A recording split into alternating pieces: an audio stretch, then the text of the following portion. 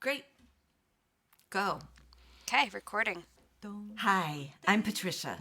Welcome to the 20th episode of A Breath of Song. I am simply delighted about today because Ishka Shear is joining us for a songwriter conversation. Hi, Ishka. Hi, Patricia. Thanks for having me today. Poet Andrea Gibson said, "We have to create. It's the only thing louder than destruction. It's the only chance the bars are going to break." We are here to find wellness, one song at a time, to be louder than destruction, to break bars. Trust me, your voice is just perfect for this. I'm coming to you straight from my home in Vermont, and Ishka, tell us where you're calling from. I'm in Asheville, North Carolina. Yay. All of our voices will turn up as they are today. No matter what, we can feel the connection to our breath and vibration in our body. Let's find how good it can feel to sing. Last week, I shared Ishka's song, You Gotta Move Slow. Today, Ishka will be teaching us another song of hers called Grateful. We'll sing it several times so it can settle inside you and you can begin to trust it as a resource. Let it move you into a state of flow. Then we get to enjoy a conversation with Ishka, and we'll close out with the song again at the end. By that time, hopefully you'll have forgotten it, and bringing it back will help you remember. So let's just start with a good yawn stretch. Maybe roll your shoulders a bit, stretch your back. Ishka's doing this with me. Opening space in your body. Oh, whatever feels good. Letting your breath soften your face. Soften your neck. And letting it expand your ribs and your back and down into your belly. Let's do some sighs of appreciation. Ooh.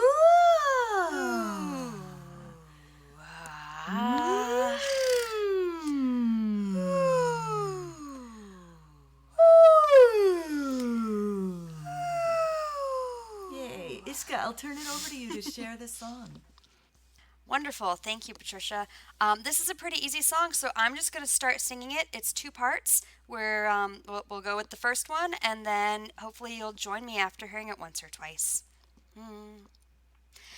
I am here on this planet, living my life, doing what I do, feeling grateful. I am here on this planet, living my life, doing what I do, feeling grateful. Hopefully you'll join me now. I am here on this planet, living my life, doing what I do, feeling grateful. I am here on this planet, living my life, doing what I do, feeling grateful. And then there's a part two that comes in. It overlaps, so it'll be hard to hear it just my voice, but you'll hear in the recording additional voice. I am here. This is life. I'm grateful. I am here. This is life. I'm grateful. Let's do that again. I am here. This is life. I'm grateful.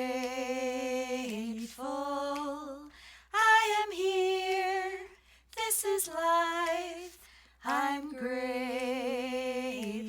And I'm going to start putting part one and part two together. I'm just going to keep repeating them first and second. And you can sing with me, or you can sing the opposite part once you're prepared, once you feel like you're holding it and you know it.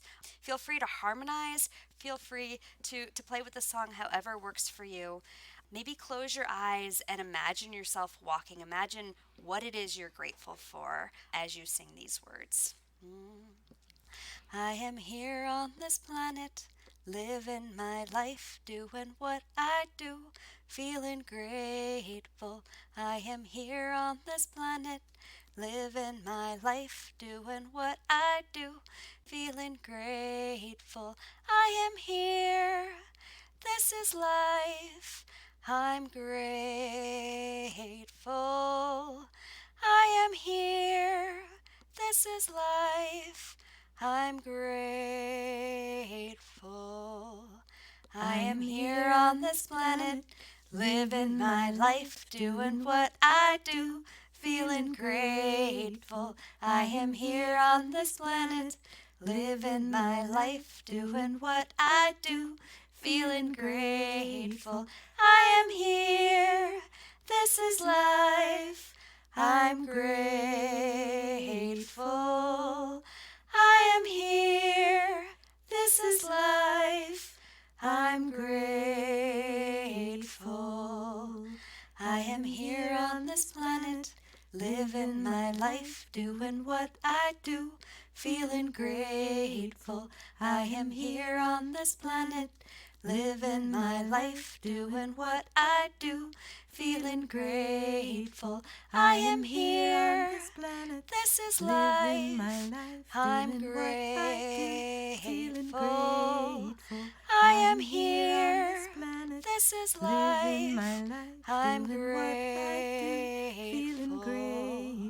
I am here on this planet, living my life, doing what I do, feeling grateful. I am here on this planet, living my life, doing what I do, feeling grateful.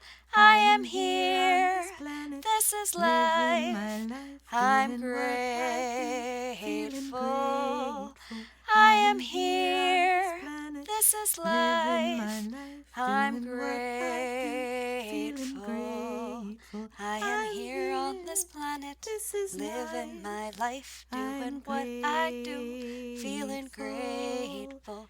I am here on this planet, living my life, doing what I do, feeling grateful. I am here, this is life, I'm grateful. I am here, this is life, I'm grateful.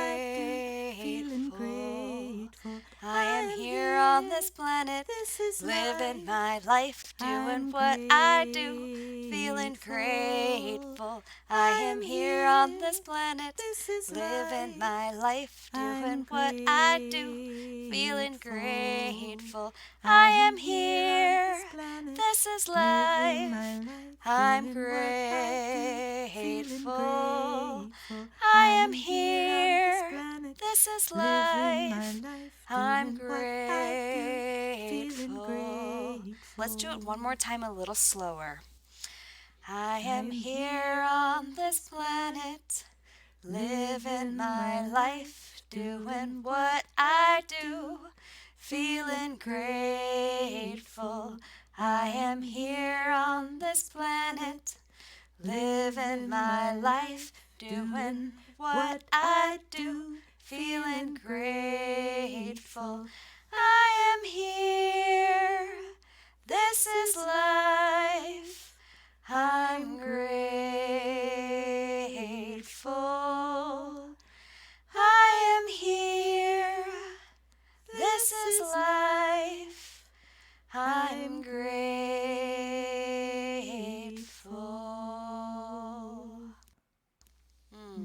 Thanks for allowing me to slow that down at the end. I notice for myself, when I sing this song, depending on the pace that I sing it, and depending on the key, whether I'm singing it lower or higher, it brings out different emotion and different feels.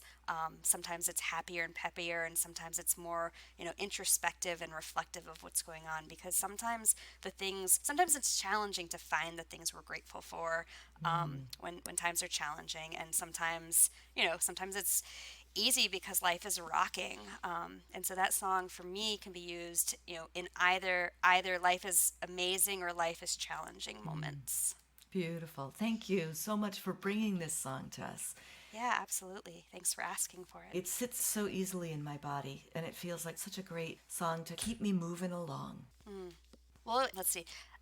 I was hiking in New Zealand when that song just kind of made itself up in my head. So it was a walking song, it was a movement song. And yeah, I was feeling lonely in the moment, but I was in epically beautiful places. And so I was feeling grateful for my experiences and my location. And I was feeling challenged just to be feeling lonely and to be feeling lack of community at that moment in life. So how is it that you come to write songs at those kinds of moments? Do you have any idea what makes a song appear? I don't usually intentionally have the thought of, ooh, I'm going to write a song. It's usually just I'm in the woods by myself, feeling a feel. So it could be, whatever feel is alive and present with me in the moment. And sometimes it's a tune that pops in first, and sometimes there's words. These songs are more like little mantras. They're more little messages that I need to hear, that I need to remember, that I need to feel in my body. And so, I can have the thought of, oh yeah, I feel grateful right now. But if I'm singing that song for 10 or 15 minutes, even in my head, I can sing it in my head, I can sing it out loud. That's when I feel like it really comes through and I feel it and I accept the message and the words. Yeah. So, Ishka, I know why I asked you to come on this show, right? I wanted your perspective on making music locally, as enjoying music without a professional gloss.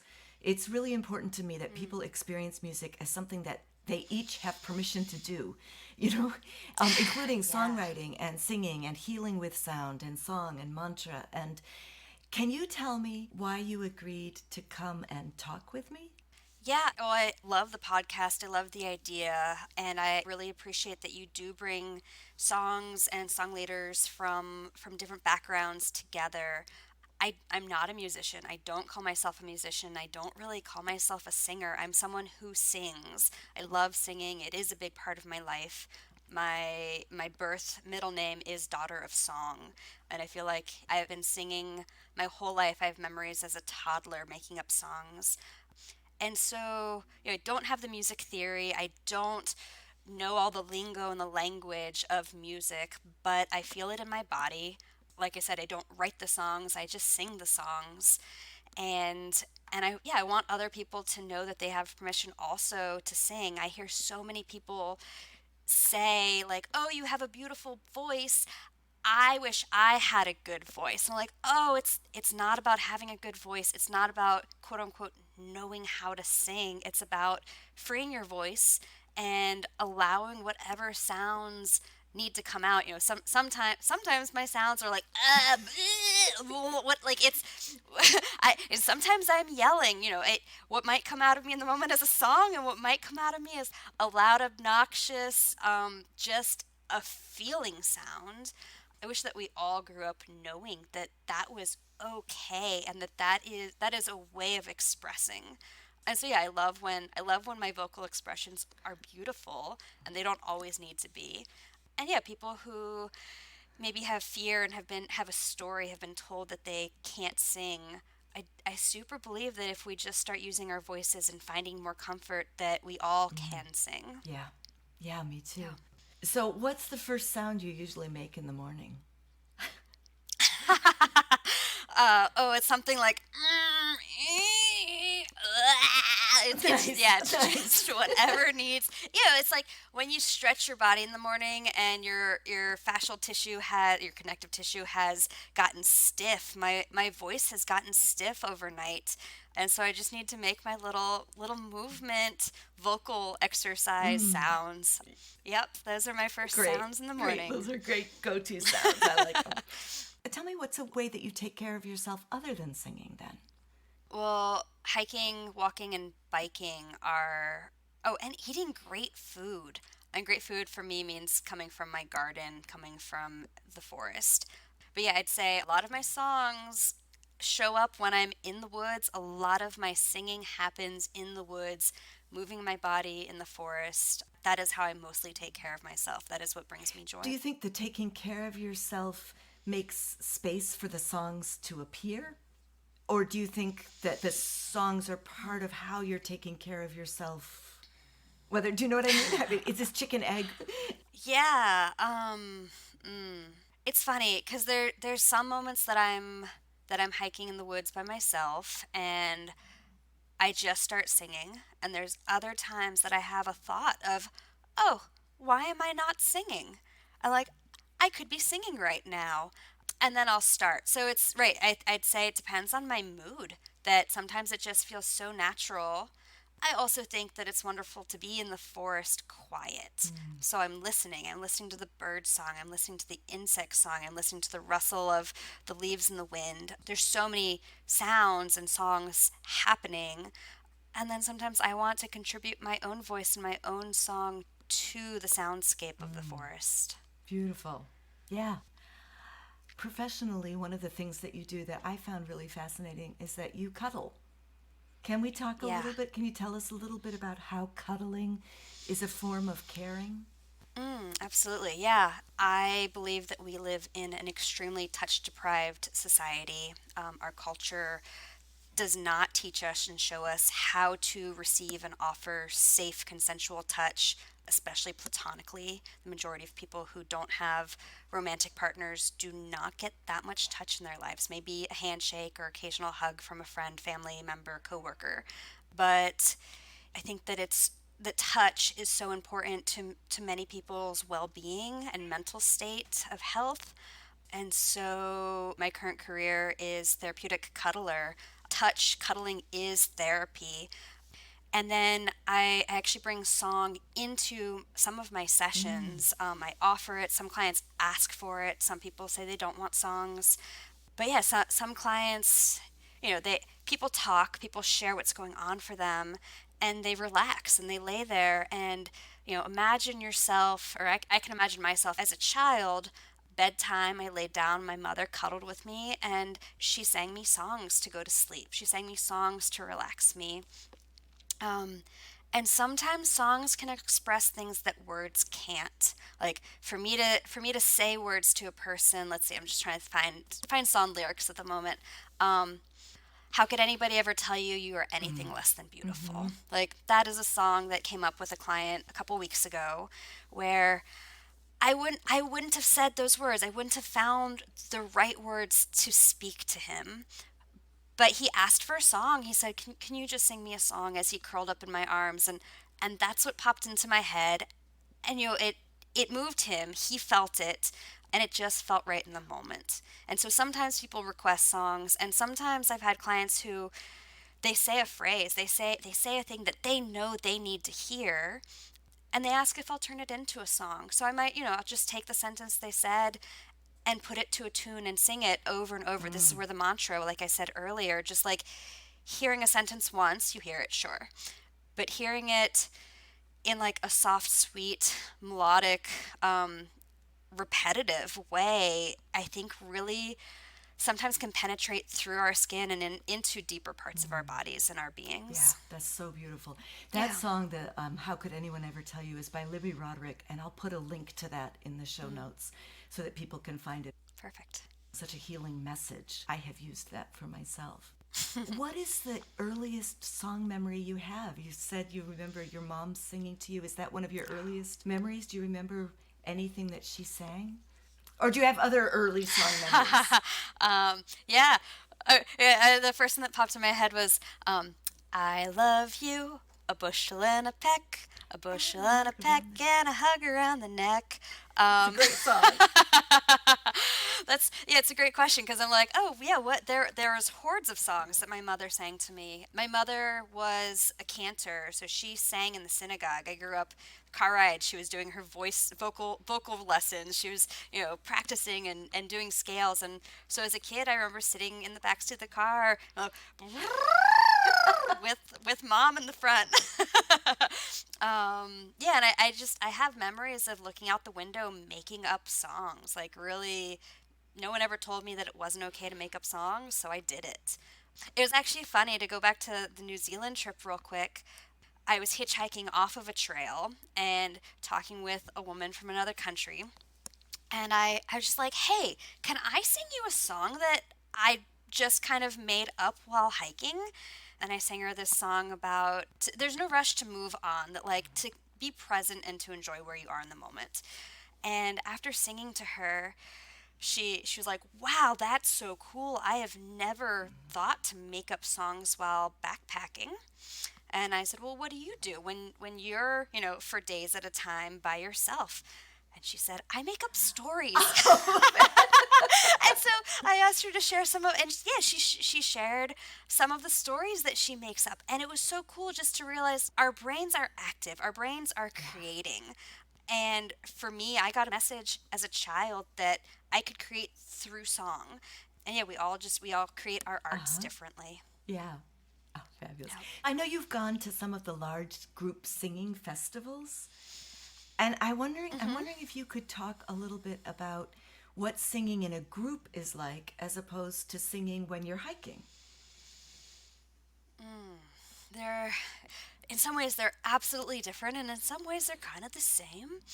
Singing by myself, there's no inhibitions. I can just do exactly as I want.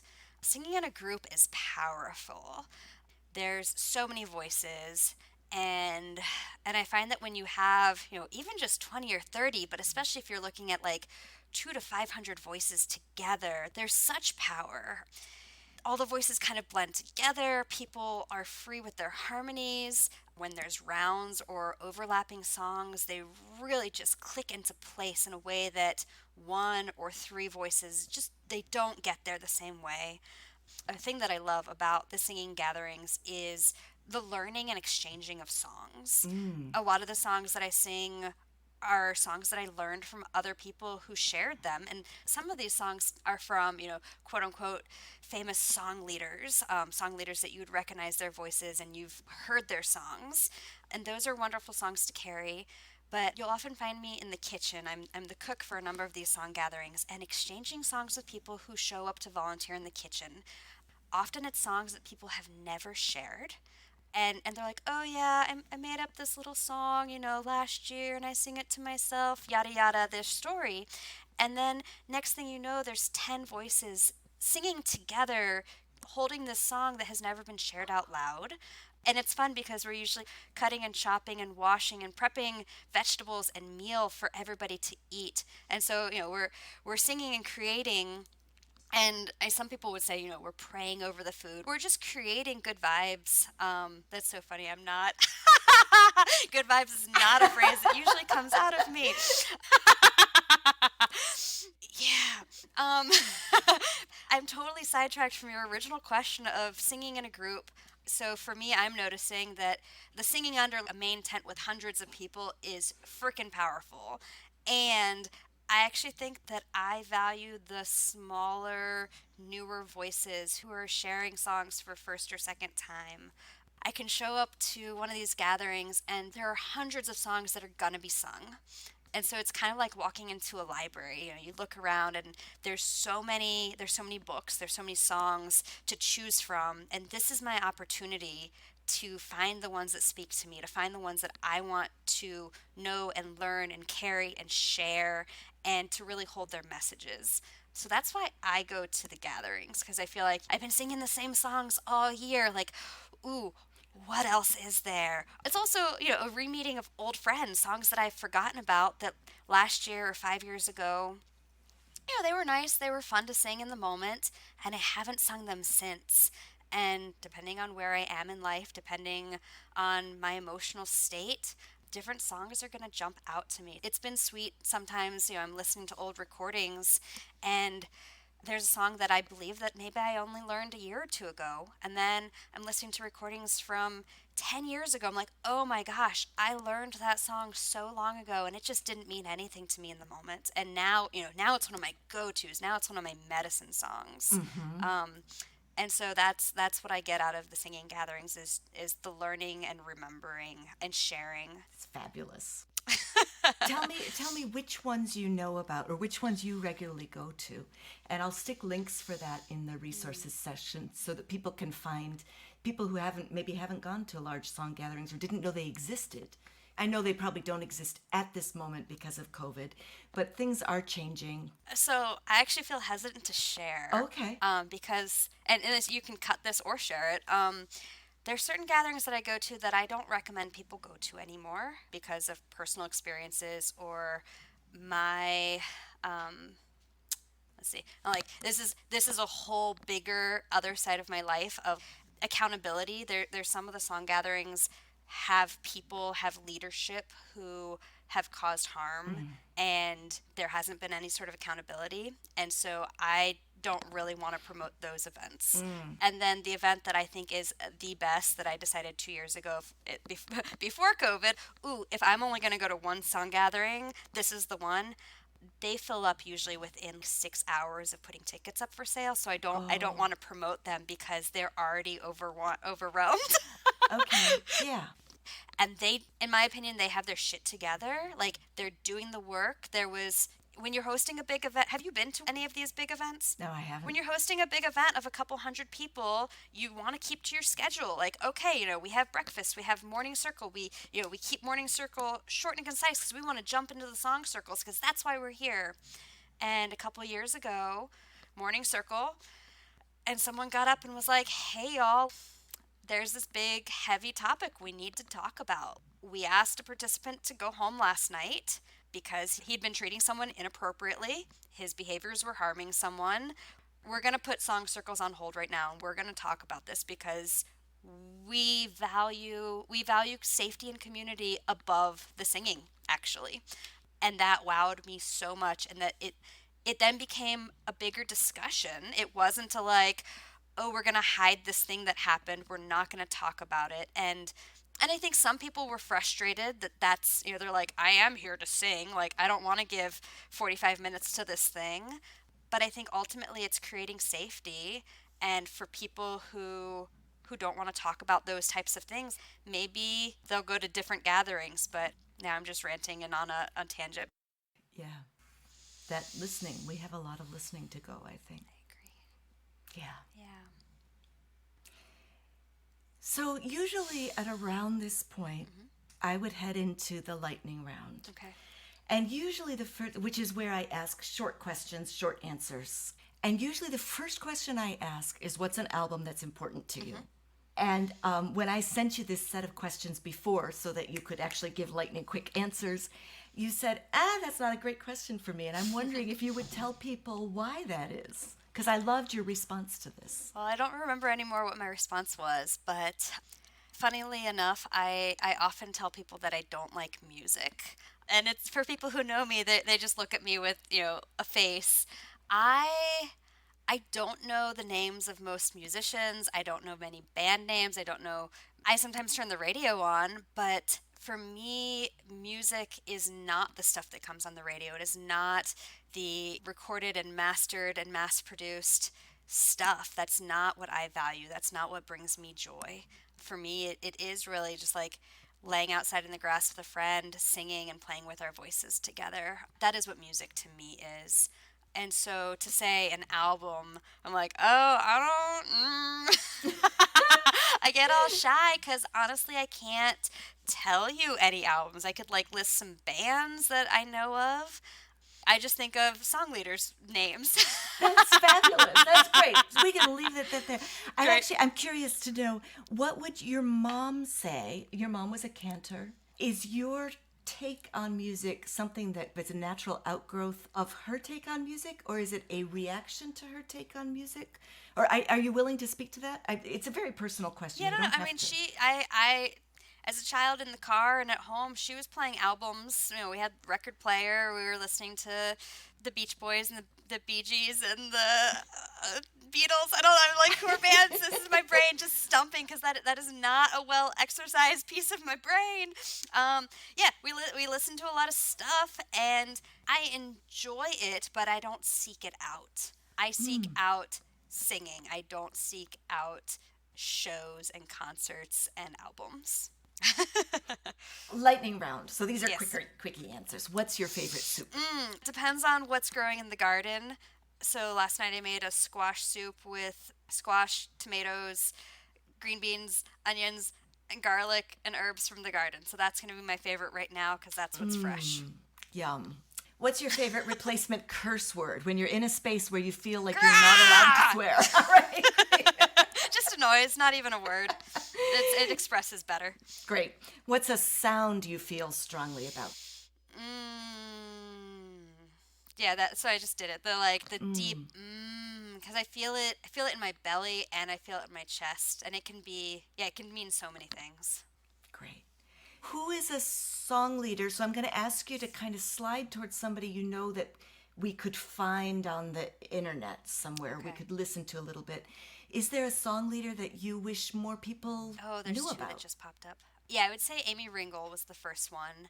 the way that she brings songs and her enthusiasm, and she can take any little ditty and make it rock. She is so good at bringing the group and the energy together to be so powerful.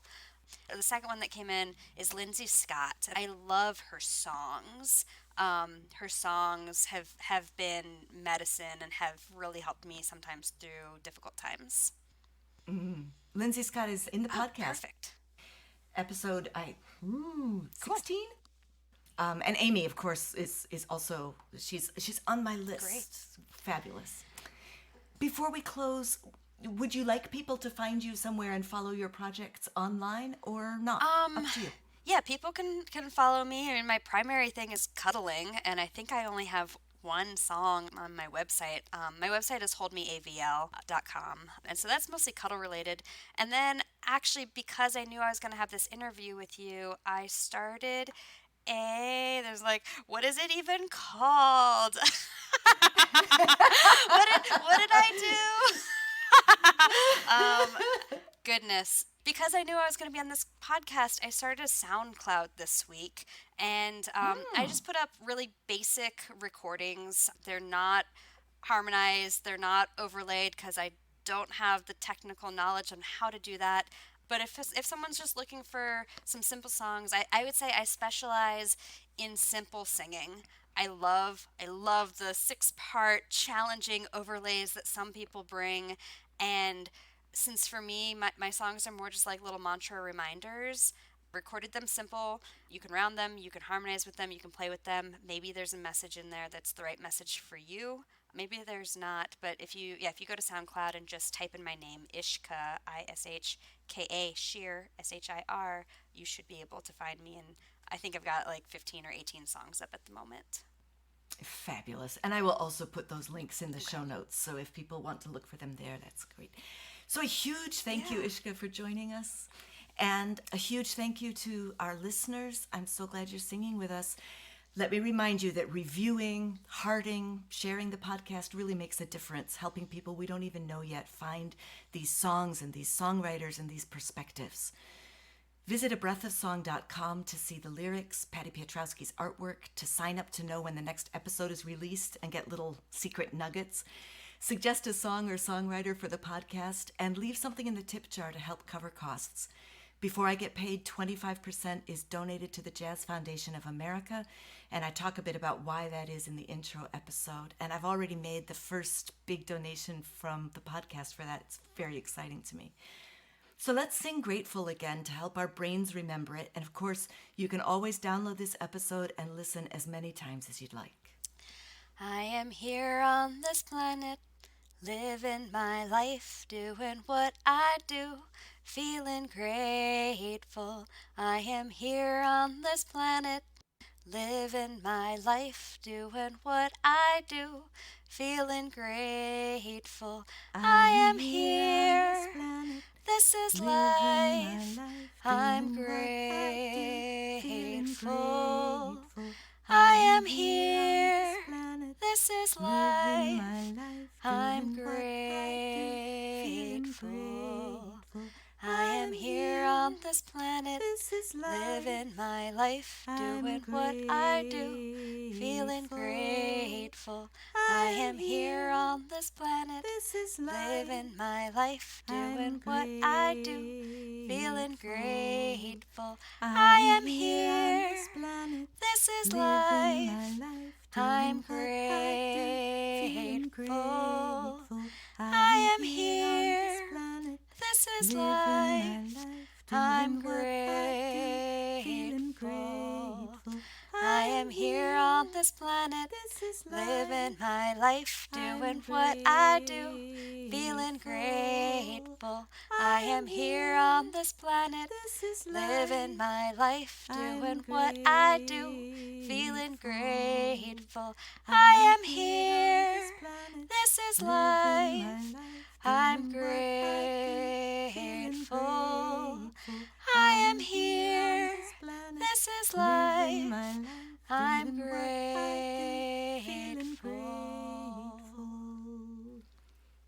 Cool. Thank Thanks, Patricia, for sharing time with me today. Thanks so much for coming. It was such a delight. Thank you to our listeners for joining Ishka and me today for A Breath of Song. I'm grateful that you're taking care of yourselves and listening to your own voice. I believe making a better world starts with tuning in to ourselves and each other, which is what we just did. So yay us. Next time we'll plant another song. Be well. Should I push stop now? Absolutely.